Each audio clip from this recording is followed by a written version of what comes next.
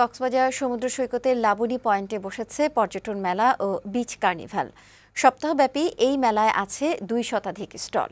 এছাড়া অর্ধশতাধিক নারী উদ্যোক্তা তাদের নিজস্ব পণ্যের পসরা সাজিয়েছে মেলায়, যা স্থানীয়দের পাশাপাশি আকৃষ্ট করছে পর্যটকদেরও। কক্সবাজার সংবাদদাতা শাহজাহান চৌধুরী শাহিনের পাঠানো তথ্য ও চিত্রে ডেস্ক রিপোর্ট।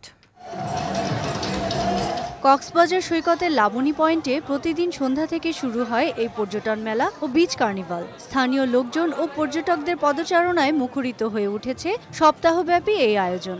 মেলায় ২ শতাধিক স্টল বসেছে, যার মধ্যে ৫০টি স্টল নারী উদ্যোক্তাদের। নিজস্ব পণ্যের পাশাপাশি ঐতিহ্যবাহী নানা খাবার পর্যটকদের আকৃষ্ট করছে বলে জানান উদ্যোক্তারা। আমরা আমাদেরকে প্রেজেন্ট করতেছি এবং আমরা চমৎকার সাড়া পাচ্ছি। এক একটি শাড়ি এক একটি স্বপ্ন, এক একটি থ্রি পিস এক একটি স্বপ্ন, কারণ আমার নিজেরই হাতের আগে পিঠাগুলো নিয়ে আসছি যেন বর্তমান যুগে মানুষরা এগুলো চিনতে পারে। এছাড়া এই মেলায় দেখা মিলবে শামুক ঝিনুকের তৈরি বিভিন্ন রকমের পণ্য সামগ্রী। রয়েছে মহেশখালীর বিখ্যাত মিষ্টি পান, বার্মিজ আচার সহ কক্সবাজারের পর্যটন খাত সংশ্লিষ্ট বাহারি সব পণ্য।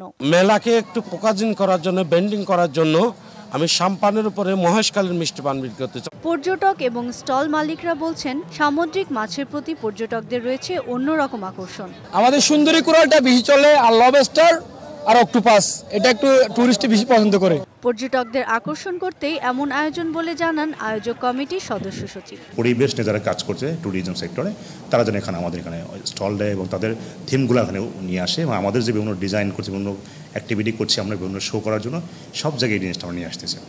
২৭শে সেপ্টেম্বর থেকে শুরু হওয়া এই মেলা শেষ হবে আজ। ডেস্ক রিপোর্ট, বৈশাখী সংবাদ।